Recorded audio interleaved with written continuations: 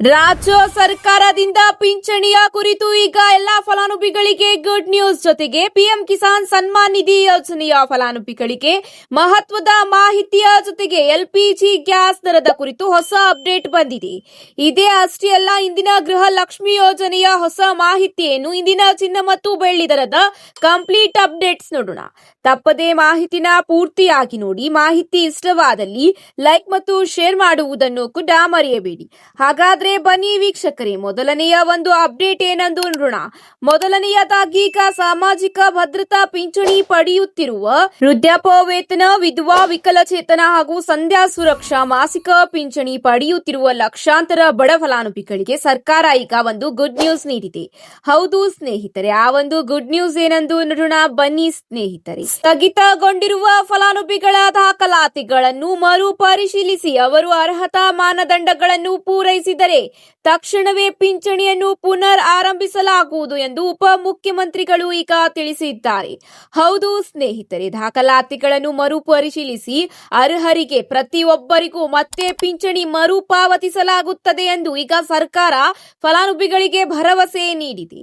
ಮರುಪರಿಶೀಲನೆಗಾಗಿ ವಯಸ್ಸಿನ ದೃಢೀಕರಣ ಪತ್ರ, ಆಧಾರ್ ಕಾರ್ಡ್, ಮತದಾರರ ಗುರುತಿನ ಚೀಟಿ, ವಯಸ್ಸಿನ ದಾಖಲೆ ಇಲ್ಲದಿದ್ದರೆ ಸರ್ಕಾರಿ ಆಸ್ಪತ್ರೆಯ ವೈದ್ಯಕೀಯ ಮಂಡಳಿಯಿಂದ ದೃಢೀಕರಣ ಪತ್ರ, ಜನನ ಪ್ರಮಾಣ ಪತ್ರ, ಬಿಪಿಎಲ್ ಪಡಿತರ ಚೀಟಿ ಮತ್ತು ಆದಾಯ ಪ್ರಮಾಣ ಪತ್ರದೊಂದಿಗೆ ಬ್ಯಾಂಕ್ ಖಾತೆ ವಿವರ ಕೂಡ ಸಲ್ಲಿಸಬೇಕು. ಆಧಾರ್ಗೆ ಜೋಡಣೆಯಾಗಿರಬೇಕು ಕಡ್ಡಾಯವಾಗಿ. ಇದೇ ಅಷ್ಟೇ ಅಲ್ಲ, ಜೀವಿತಾವಧಿ ಪ್ರಮಾಣ ಪತ್ರ ಸಲ್ಲಿಸುವಂತೆ ಈಗ ರಾಜ್ಯ ಸರ್ಕಾರ ತಿಳಿಸಿದೆ. ಹೌದು, ಎಲ್ಲ ವಿಕಲಚೇತನರು, ವೃದ್ಧರು ಪಿಂಚಣಿಗಾಗಿ ಕಚೇರಿಗಳಿಗೆ ಅಲೆದಾಡುವುದನ್ನು ತಪ್ಪಿಸಲು ಸರ್ಕಾರ ವಿಶೇಷ ಕ್ರಮ ಕೂಡ ಕೈಗೊಂಡಿದೆ. ಗ್ರಾಮ ಆಡಳಿತಾಧಿಕಾರಿಗಳು ಅಂಗವಿಕಲರು ಹಾಗೂ ವೃದ್ಧ ಫಲಾನುಭವಿಗಳ ಮನೆಗೆ ಖುದ್ದಾಗಿ ಈಗ ಭೇಟಿ ನೀಡಿ ಅಗತ್ಯದ ದಾಖಲಾತಿಗಳನ್ನು ಸಂಗ್ರಹಿಸಲಿದ್ದಾರೆ. ದಾಖಲೆಗಳ ತ್ವರಿತ ಪರಿಶೀಲನೆ ನಡೆಸಿ ಅರ್ಹರಿಗೆ ಯಾವುದೇ ಅಡೆತಡೆ ಇಲ್ಲದೆ ಪಿಂಚಣಿ ಮರು ಚಾಲನೆ ಆದ್ಯತೆ ನೀಡಲಾಗುವುದು ಎಂದು ಜಿ ಪರಮೇಶ್ವರ್ ಅವರು ಈಗ ಸ್ಪಷ್ಟ ಮಾಹಿತಿಯೊಂದಿಗೆ ತಿಳಿಸಿದ್ದಾರೆ. ಹೌದು, ಈ ಒಂದು ಕಾರಣಕ್ಕೆ ಯಾವ ಫಲಾನುಭವಿಗಳು ಟೆನ್ಷನ್ ತಗೊಳ್ಳುವ ಅಗತ್ಯವಿಲ್ಲ. ಸ್ಥಗಿತಗೊಂಡಿದ್ದ ಪಿಂಚಣಿ ನಿಮಗೆ ಮತ್ತೆ ಸಿಗಲಿದೆ. ಎಲ್ಲಾ ಪೆಂಡಿಂಗ್ ಮೊತ್ತವು ನಿಮ್ಮ ಬ್ಯಾಂಕ್ ಖಾತೆಗೆ ವರ್ಗಾವಣೆಯಾಗಲಿದೆ.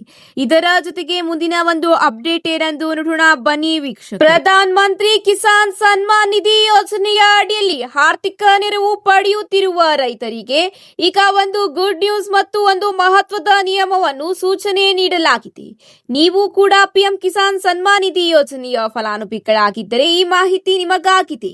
ಹೌದು, ಈಗಾಗಲೇ ಕೇಂದ್ರ ಸರ್ಕಾರದಿಂದ ಪ್ರತಿ 4 ತಿಂಗಳಿಗೊಮ್ಮೆ ರೈತರಿಗೆ 2,000 ರೂಪಾಯಿ ಹಣ ನೀಡಲಾಗುತ್ತಿದೆ. ಇದನ್ನು ರೈತರು ಕೂಡ ಪಡೆಯುತ್ತಿದ್ದಾರೆ. ಡಿಬಿಟಿ ಮೂಲಕ ನೇರವಾಗಿ ರೈತರಿಗೆ 2,000 ರೂಪಾಯಿ ವರ್ಗಾವಣೆ ಮಾಡಲಾಗುತ್ತಿದೆ. ಇಲ್ಲಿವರೆಗೆ 23 ಕಂತುಗಳು ರೈತರಿಗೆ ಸೇರಿದರೆ 24ನೇ ಕಂತಿನ ಹಣವು ಕೂಡ ಅತಿ ಶೀಘ್ರದಲ್ಲೇ ರೈತರಿಗೆ ವರ್ಗಾವಣೆ ಕೂಡ ಆಗಲಿದೆ ಎಂಬ ಮಾಹಿತಿ ಲಭ್ಯವಾಗಿದೆ. ಇದೇ ಅಷ್ಟೇ ಅಲ್ಲ, 24ನೇ ಕಂತಿನ 2,000 ರೂಪಾಯಿ ಹಣವನ್ನು ಪಡೆಯಲು ರೈತರು ಈಗ ಒಂದು ಮಹತ್ವದ ನಿಯಮವನ್ನು ಪಾಲಿಸಲೇಬೇಕು. ಒಂದು ವೇಳೆ ನೀವು ಪಿಎಂ ಕಿಸಾನ್ ಸನ್ಮಾನ್ ನಿಧಿ ಯೋಜನೆಯ ಈ ಒಂದು ಹೊಸ ನಿಯಮವನ್ನು ಪಾಲಿಸದಿದ್ದಲ್ಲಿ ನಿಮ್ಮ ಬ್ಯಾಂಕ್ ಖಾತೆಗೆ 24ನೇ ಕಂತಿನ ಹಣ ವರ್ಗಾವಣೆಯಾಗುವುದಿಲ್ಲ. ಹೌದು ರೈತರೇ, ಮುಂದಿನ ಕಂತು ಪಡೆಯುವಲ್ಲಿ ವಿಳಂಬವಾಗದಂತೆ ಮತ್ತು ನೇರವಾಗಿ ನಿಮ್ಮ ಬ್ಯಾಂಕ್ ಖಾತೆಗೆ ಹಣ ಬರಬೇಕೆಂದರೆ ತಪ್ಪದೆ ತಮ್ಮ ವಾರ್ಷಿಕ ಕೆವೈಸಿ ಪ್ರಕ್ರಿಯೆಯನ್ನು ಆದಷ್ಟು ಬೇಗ ಪೂರ್ಣಗೊಳಿಸಿ. ಈ ಕುರಿತು ಕೃಷಿ ಇಲಾಖೆಯ ನಿರ್ದೇಶಕರು ತಿಳಿಸಿದ್ದಾರೆ. ಅರ್ಹ ಫಲಾನುಭವಿಗಳು ಯೋಜನೆಯ ನಿಯಮಗಳಂತೆ ತಮ್ಮ ಕೆವೈಸಿ ವಿವರಗಳನ್ನು ನವೀಕರಿಸುವಂತೆ ಈಗ ಸೂಚನೆ ನೀಡಲಾಗಿದೆ. ಒಂದು ವೇಳೆ ನೀವು ಈ ಒಂದು ಕೆವೈಸಿ ಪ್ರಕ್ರಿಯೆಯನ್ನು ಪೂರ್ಣಗೊಳಿಸದಿದ್ದರೆ ಮುಂದಿನ ಆರ್ಥಿಕ ನೆರವು ದೊರೆಯುವಲ್ಲಿ ವಿಳಂಬವಾಗುತ್ತದೆ. ಇದೇ ಅಷ್ಟೇ ಅಲ್ಲ, ಮುಂದಿನ ಕಂತಿನ ಹಣ ಕೂಡ ನಿಮ್ಮ ಖಾತೆಗೆ ಸರಿಯಾಗಿ ಸೇರುವುದಿಲ್ಲ. ಈ ಒಂದು ಕಾರಣಕ್ಕೆ ತಪ್ಪದೇ ಫಲಾನುಭವಿಗಳು ಈ ಒಂದು ಕೆಲಸವನ್ನು ಮಾಡಿಸಿಕೊಳ್ಳಿ. 24ನೇ ಕಂತಿನ ಹಣವನ್ನು ಸೆಪ್ಟೆಂಬರ್ ತಿಂಗಳಲ್ಲಿ ಫಲಾನುಭವಿಗಳ ಬ್ಯಾಂಕ್ ಖಾತೆಗೆ ವರ್ಗಾಯಿಸಲಾಗುತ್ತದೆ. ಇದರ ಜೊತೆಗೆ ಮುಂದಿನ ಒಂದು ಅಪ್ಡೇಟ್ ಏನೆಂದು ನೋಡೋಣ ಬನ್ನಿ ವೀಕ್ಷಕರೇ. ಎಲ್ಲಾ ಪಡಿತರ ಚೀಟಿದಾರರಿಗೆ ಈಗ ಒಂದು ಗುಡ್ ನ್ಯೂಸ್ ಬಂದಿದೆ. ರಾಜ್ಯಾದ್ಯಂತ ಅಂತ್ಯೋದಯ ಮತ್ತು ಆದ್ಯತಾ ಪಡಿತರ ಚೀಟಿದಾರರಿಗೆ ಗುಡ್ ನ್ಯೂಸ್. ಆಗಸ್ಟ್ ಮತ್ತು ಸೆಪ್ಟೆಂಬರ್ 2 ತಿಂಗಳ ಪಡಿತರವನ್ನು ಇದೇ ತಿಂಗಳು ಫಲಾನುಭವಿಗಳಿಗೆ ವಿತರಿಸಲಾಗುತ್ತಿದೆ. ಹೌದು ವೀಕ್ಷಕರೇ, 2 ತಿಂಗಳ ಪಡಿತರವನ್ನು ಒಂದೇ ತಿಂಗಳಲ್ಲಿ ವಿತರಿಸಲಾಗುತ್ತಿರುವುದರಿಂದ ಪ್ರತಿ ಅಂತ್ಯೋದಯ ಪಡಿತರ ಚೀಟಿಗೆ 2 ತಿಂಗಳ ಪಡಿತರಕ್ಕಾಗಿ 2 ಬಾರಿ ಬಯೋಮೆಟ್ರಿಕ್ ನೀಡುವುದು ಕಡ್ಡಾಯವಾಗಿದೆ. ಎಲ್ಲ ಅಂತ್ಯೋದಯ ಪಡಿತರ ಫಲಾನುಭವಿಗಳಿಗೆ 42 ಕೆಜಿ ರಾಗಿ, ಗೋಧಿ ಅಥವಾ ಜೋಳವನ್ನು ವಿತರಿಸಲಾಗುತ್ತಿದ್ದು 28 ಕೆಜಿ ಅಕ್ಕಿ ವಿತರಿಸಲಾಗುತ್ತಿದೆ. ನಗರದಿಂದ ನಗರಕ್ಕೆ ರಾಗಿ, ಗೋಧಿ, ಜೋಳ ಇರುತ್ತದೆ. ಹೌದು ವೀಕ್ಷಕರೇ, ಕೆಲವು ಕಡೆ ರಾಗಿ ಸಿಕ್ಕರೆ ಕೆಲವು ಕಡೆ ಜೋಳ ಮತ್ತು ಗೋಧಿಯನ್ನು ಈಗ ವಿತರಿಸಲಾಗುತ್ತಿದೆ. ಇದೇ ಅಷ್ಟೆಲ್ಲ ಆದ್ಯತಾ ಪಡಿತರ ಚೀಟಿಯ ಪ್ರತಿ ಸದಸ್ಯರಿಗೆ 2 ತಿಂಗಳ ಅವಧಿಗೆ 6 ಕೆಜಿ ರಾಗಿ ಅಥವಾ ಜೋಳ, 4 ಕೆಜಿ ಅಕ್ಕಿ ಸೇರಿ ಒಟ್ಟು 10 ಕೆಜಿ ಪಡಿತರ ನೀಡಲಾಗುತ್ತಿದೆ. ಆದ್ಯತಾ ಪಡಿತರ ಚೀಟಿದಾರರಿಗೆ ರಾಗಿ ಅಥವಾ ಜೋಳ ಹಂಚಿಕೆ ಇರುವುದಿಲ್ಲ. ಬದಲಾಗಿ ಪ್ರತಿ ಸದಸ್ಯರಿಗೆ ತಿಂಗಳಿಗೆ 5 ಕೆಜಿ ಅಕ್ಕಿಯಂತೆ 10 ಕೆಜಿ ಅಕ್ಕಿ ವಿತರಿಸಲಾಗುತ್ತಿದೆ. 2 ತಿಂಗಳ ಪಡಿತರ ಒಟ್ಟಿಗೆ ಪಡೆಯಬೇಕೆಂದರೆ ಕಡ್ಡಾಯವಾಗಿ ನೀವು 2 ಬಾರಿ ಬಯೋಮೆಟ್ರಿಕ್ ನೀಡಬೇಕಾಗುತ್ತದೆ. ಇದೇ ಅಷ್ಟೇ ಅಲ್ಲ, ಮತ್ತೊಂದು ಮಹತ್ವದವಾದ ಮಾಹಿತಿ ಏನೆಂದರೆ ಪಡಿತರ ಪಡೆಯುತ್ತಿರುವ ಎಲ್ಲಾ ಫಲಾನುಭವಿಗಳು ಇದೇ ಸೆಪ್ಟೆಂಬರ್ 30ರ ಒಳಗಾಗಿ ಕೆವೈಸಿಯನ್ನು ತಪ್ಪದೇ ಮಾಡಿಸಿಕೊಳ್ಳಬೇಕು. ಇಲ್ಲದಿದ್ದರೆ ಕೇವಲ ಪಡಿತರ ಅಷ್ಟೇ ಅಲ್ಲ, ಗ್ಯಾರಂಟಿ ಯೋಜನೆಗಳ ಲಾಭ ಕೂಡ ನಿಮಗೆ ಸಿಗುವುದಿಲ್ಲ. ಗೃಹಲಕ್ಷ್ಮಿ, ಗೃಹ ಜ್ಯೋತಿ ಯೋಜನೆ ಸೇರಿದಂತೆ ಇತರೆ ಗ್ಯಾರಂಟಿ ಯೋಜನೆಗಳ ಲಾಭವೂ ಕೂಡ ಸಿಗುವುದಿಲ್ಲ. ಇದೇ ಅಷ್ಟೇ ಅಲ್ಲ, ಮುಂದಿನ ದಿನಗಳಲ್ಲಿ ಇಂದಿರಾ ಕಿಟ್ ಯೋಜನೆಯ ಲಾಭ ಕೂಡ ಸಿಗುವುದಿಲ್ಲ. ಈ ಒಂದು ಕಾರಣದಿಂದ ಎಲ್ಲಾ ಫಲಾನುಭವಿಗಳು ತಪ್ಪದೇ ಸೆಪ್ಟೆಂಬರ್ 30ರ ಒಳಗಾಗಿ ತಮ್ಮ ಕೆವೈಸಿಯನ್ನು ತಪ್ಪದೇ ಪೂರ್ಣಗೊಳಿಸಿ. ಇದೇ ಅಷ್ಟೆಲ್ಲ, ಪಡಿತರ ಚೀಟಿಯ ಜೊತೆಗೆ ಅಡುಗೆ ಅನಿಲ ಗ್ರಾಹಕರು ಕೂಡ ಈ ಕೆವೈಸಿ ಮಾಡಿಸಲೇಬೇಕು. ಇದು ಕೇಂದ್ರ ಸರ್ಕಾರದ ಒಂದು ಮಹತ್ವದ ನಿರ್ಧಾರವಾಗಿದೆ. ಕೆವೈಸಿ ಪೂರ್ಣಗೊಳಿಸಲು ಗ್ರಾಹಕರು ಹೆಚ್ಚಿನ ಸಂಖ್ಯೆಯಲ್ಲಿ ವೆಬ್ಸೈಟ್ಗಳು ಹಾಗೂ ಮೊಬೈಲ್ ಆಪ್ಗಳಿಗೆ ಭೇಟಿ ನೀಡುತ್ತಿರುವುದರಿಂದ ಸರ್ವ ಸಮಸ್ಯೆ ಎದುರಾಗುತ್ತಿದೆ. ಈ ಒಂದು ಕಾರಣದಿಂದ ಕೆವೈಸಿ ಮಾಡಿಸಲು ಈಗ ಕೆಲವು ದಿನಗಳ ಅವಕಾಶವನ್ನು ಮತ್ತೆ ನೀಡಲಾಗಿದೆ. ಇದರ ಜೊತೆಗೆ ಗ್ಯಾಸ್ ಏಜೆನ್ಸಿಗಳಲ್ಲೂ ಕೂಡ ಜನದಟ್ಟತೆ ಹೆಚ್ಚಾಗುತ್ತಿದೆ. ಈ ಹಿನ್ನೆಲೆಯಲ್ಲಿ ಗಡುವು ವಿಸ್ತರಿಸಲಾಗಿದೆ. ಈ ಒಂದು ಕಾರಣದಿಂದ ಇನ್ನು ಕೇವಲ 4 ದಿನಗಳಲ್ಲಿ ಎಲ್ಲಾ ಫಲಾನುಭವಿಗಳು ತಮ್ಮ ಕೆವೈಸಿಯನ್ನು ತಪ್ಪದೇ ಪೂರ್ಣಗೊಳಿಸಿ. ಇಲ್ಲದಿದ್ದರೆ ನಿಮಗೆ ಗ್ಯಾಸ್ ಸಿಲಿಂಡರ್ ಸಬ್ಸಿಡಿಯ ಜೊತೆಗೆ ಗೃಹ ಬಳಕೆ 14 ಕೆಜಿ ಗ್ಯಾಸ್ ಸಿಲಿಂಡರ್ ಕೂಡ ಸಿಗುವುದಿಲ್ಲ.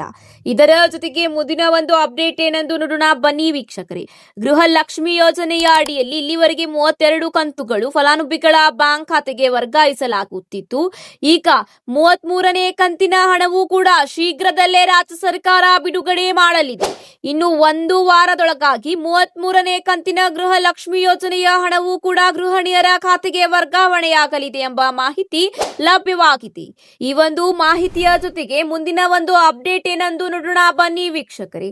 ಇಂದಿನ ಚಿನ್ನ ಮತ್ತು ಬೆಳ್ಳಿ ದರದ ಕಂಪ್ಲೀಟ್ ಡೀಟೇಲ್ಸ್ ನೋಡೋಣ ಬನ್ನಿ. ಬೆಂಗಳೂರಿನಲ್ಲಿ ಚಿನ್ನದ ದರ ಮತ್ತೆ ಏರಿಕೆ ಕಂಡು ಬಂದಿದೆ. ಹೌದು ವೀಕ್ಷಕರೇ, ಹಾಗಾದರೆ ಇಂದಿನ ಚಿನ್ನ ಮತ್ತು ಬೆಳ್ಳಿ ದರದ ಸಂಪೂರ್ಣವಾದ ವಿವರ ನೋಡೋಣ.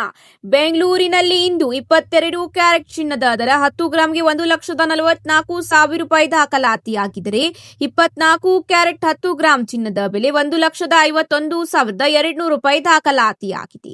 ಹಾಗೂ 22 ಕ್ಯಾರೆಟ್ ಚಿನ್ನದ ಬೆಲೆ ಪ್ರತಿ ಗ್ರಾಂಗೆ 14,400 ರೂಪಾಯಿಗಳಿಷ್ಟಿದ್ದರೆ 24 ಅಪರಂಜಿ ಚಿನ್ನದ ದರ ಗ್ರಾಂಗೆ 15,120 ರೂಪಾಯಿ ಎಂದು ದಾಖಲಾತಿಯಾಗಿದೆ. ಇದರ ಜೊತೆಗೆ ಇಂದು ಪ್ರಮುಖ ನಗರಗಳಲ್ಲಿ ಇಂದಿನ ಚಿನ್ನದ ದರ ಎಷ್ಟಿದೆ ಎಂದು ನೋಡೋಣ ಬನ್ನಿ ವೀಕ್ಷಕರೇ.